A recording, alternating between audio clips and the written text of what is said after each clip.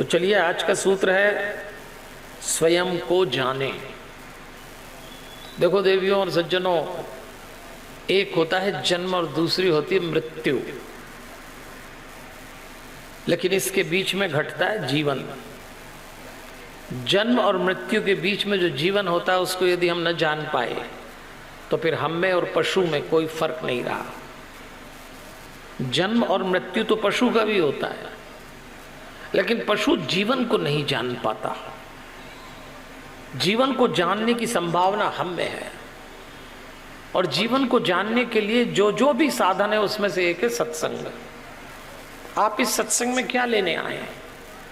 अगर आप पाप और पुण्य के चक्कर में आए हैं तो कुछ नहीं मिलना, क्योंकि दुनिया में दो बीज ऐसे हैं जिनकी भ्रूण हत्या नहीं होती। एक है पाप का बीज और दूसरा है पुण्य का बीज। पाप बोएंगे पाप उगेगा, पुण्य बोएंगे पुण्य उगेगा। दुनिया का कोई पाप किसी पुण्य से नहीं कटता, और दुनिया का कोई पुण्य किसी पाप से भी नहीं कटता। आप यहां लेने आए हैं जीवन, और उसको समझना पड़ता है। इसलिए हम जब शिव पुराण में प्रवेश करेंगे तो आज पहले दिन का सूत्र है, जानिए भीतर उतर के आप हैं क्या। इसी को जीवन को जानना कहते हैं। आइए इस पर तो बात करते चलेंगे। अभी देखते हैं शिव जी क्या है। शिव पुराण में भगवान शंकर का जो व्यक्तित्व, चरित्र, महिमा, लीला आएगी तो शिव जी क्या है। तो पहला, शिव जी कल्याण के देवता हैं। अंग्रेजी में कल्याण को वेलफेयर कहते हैं। दूसरों के हित में जीना। जब ये महिम जैन साहब वर्णन कर रहे थे तो कभी कभी हमको लगता है कि क्यों बार बार हम याद करते हैं, पर सच तो यही है कि दिव्यांगों के लिए, मनुष्य जीवन के लिए जीने वाले जो लोग हैं वो जब इकट्ठे हुए तो नारायण सेवा संस्थान बन गया।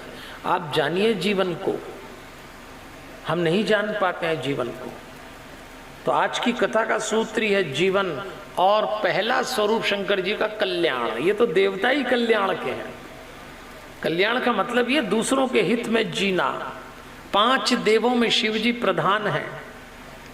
वेदों ने शिव जी को अव्यक्त, अजन्मा, सबका कारण बताया है।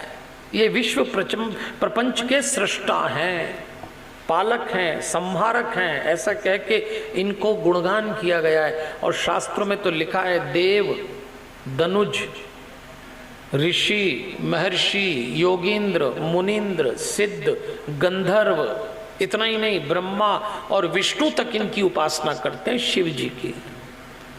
श्री राम और श्री कृष्ण के तो ये परम आराध्य हैं। ऐसे शिव जी की कथा अब हम सुनने जा रहे हैं। तो चलिए कथा में, लेकिन इससे पहले कि कथा में चले, मैं निवेदन करूं कि 7 दिन में 5 काम करना है आपको। सुनने के लिए कथा नहीं सुनना। पहला, भरोसे से कथा सुनिएगा। भगवान भरोसे का दूसरा नाम है। इस दुनिया में कुछ लोग हैं जिनको परमात्मा मिला है, और यदि किसी एक को भी मिला है तो वो आप क्यों नहीं हो सकते, आपको भी मिलेगा। दूसरा, एक ललक बनाए रखिए। ऐसा नहीं बैठ गए, सुन लिया, चले गए, ये ना करिए। एक तड़प के साथ बैठिए कि नहीं, आए हैं तो कुछ लेके जाएंगे। तीसरी बात, शिकायत चित्त को विराम दे दीजिए। देखिए, जिसका चित्त शिकायती वो अशांत, और जिसका चित्त सहमत वो शांत। इस चित्त को शिकायत करने की बहुत आदत होती है, और भक्त कभी किसी से शिकायत नहीं करता। भक्त तो कहता है मेरे जीवन में जो भी घट रहा है उसकी इच्छा से घट रहा है। चौथी बात, थोड़ा मौन सा दिएगा। बहुत बोलते हैं हम लोग।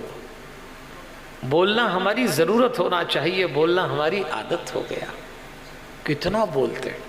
मैं देख रहा था, अभी मैं पंडाल में आके बैठ गया, भजन भी चल रहा है, तब तक भी लोग आपस में बातचीत कर रहे हैं। ये ना करिए। इस पंडाल में मौन आएंगे तो शायद भगवान साथ ले जाएंगे, लेकिन बोलते हुए को तो नहीं मिलेंगे। मौन साथी, कम से कम पंडाल में नियम बना लीजिएगा, आपस में बात नहीं करेंगे।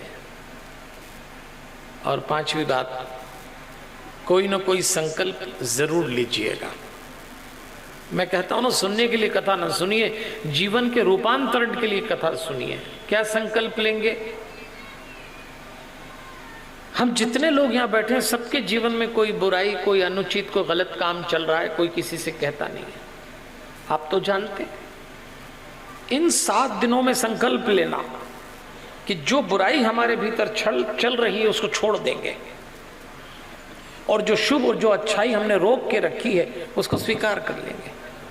संकल्प के साथ कथा सुनिए। क्या संकल्प लेंगे आपके ऊपर छोड़ता हूं।